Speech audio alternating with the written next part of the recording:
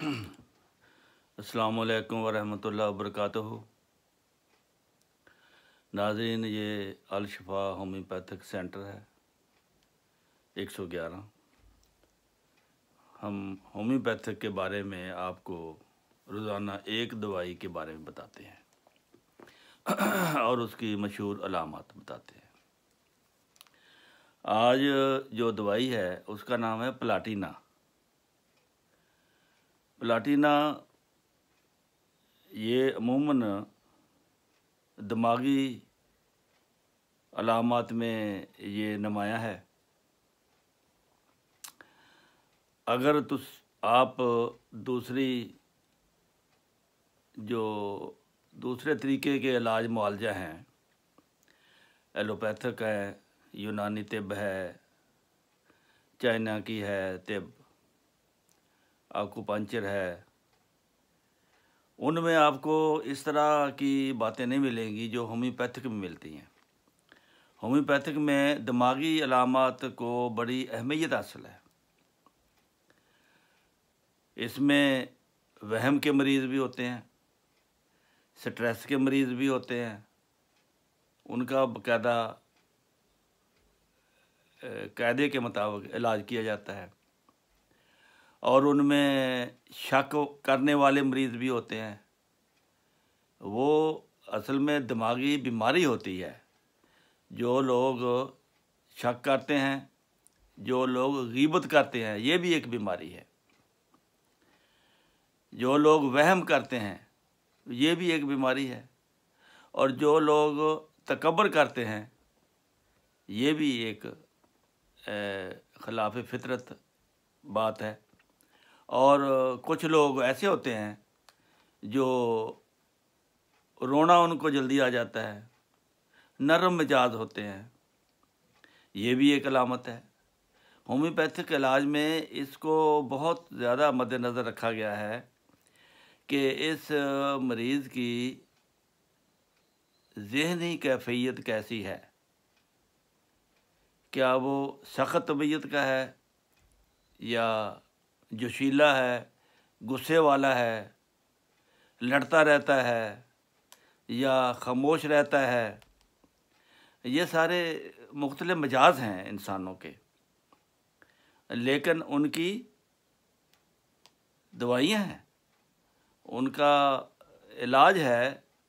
Homeopathy ने हमें बताया है कि शक करने वाले के लिए भी उसका इलाज हो सकता है।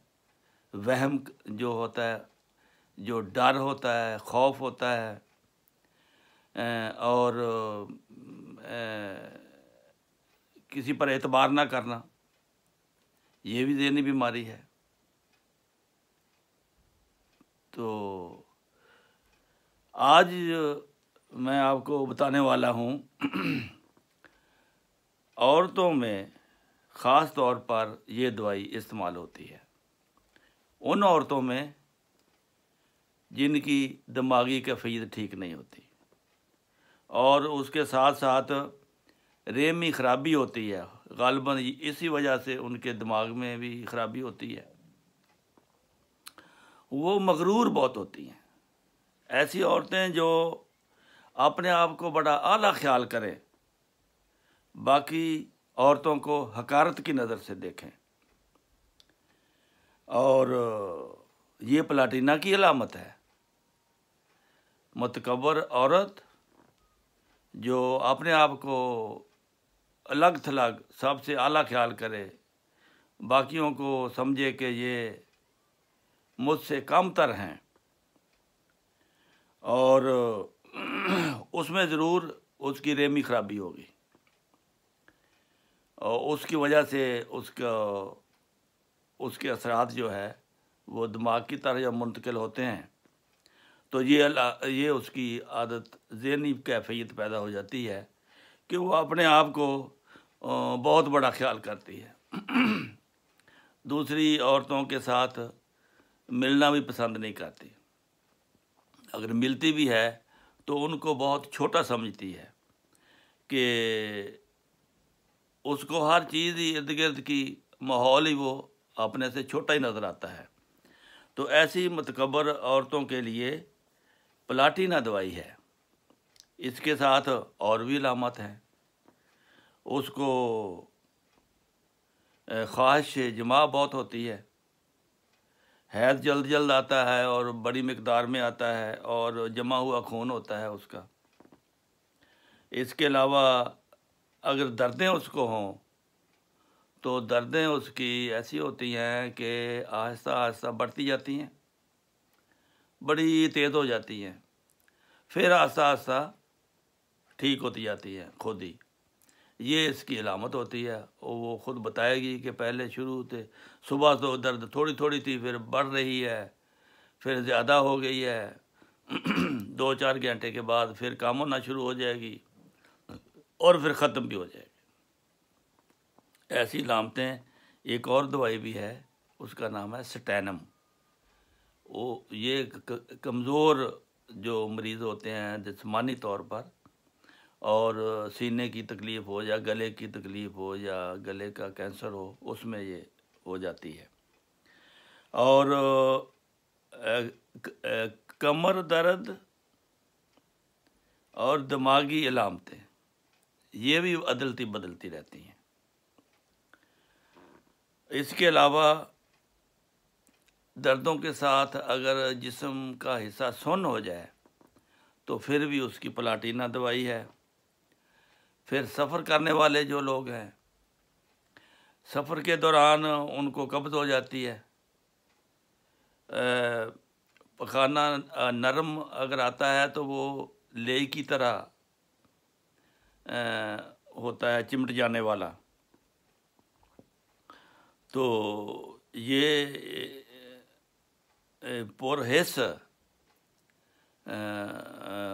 मरीज़ होता है, बहुत पोरहेस होता है, हाथ लगाने से बाज़ दफ़ा बेहोश हो जाता है, हाथ लगाने से उसका जिस्म जवाब दे देता है।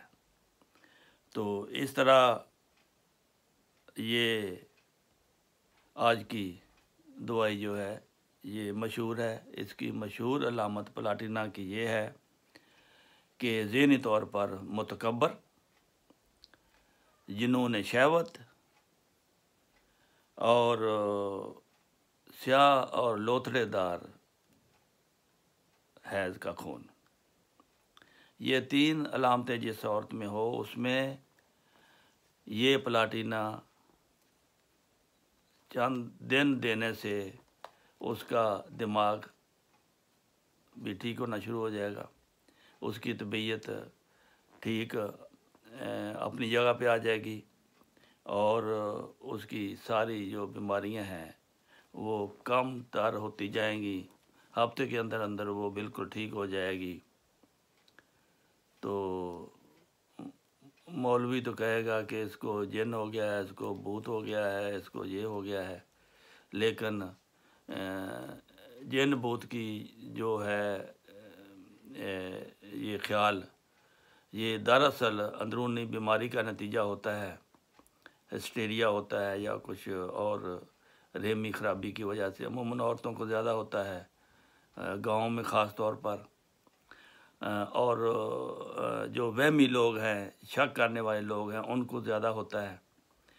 तो इस तरह हर इस किस्म की दिमागी बीमारी का इलाज भी होम्योपैथिक में आप तलाश कर सकते हैं। तो आज के लिए इतना काफ़ी है, फिर इंशाअल्लाह आपकी खिदमत में हाज़िर होंगे। अस्सलामु अलैकुम वरहमतुल्लाहि वबरकातुहू।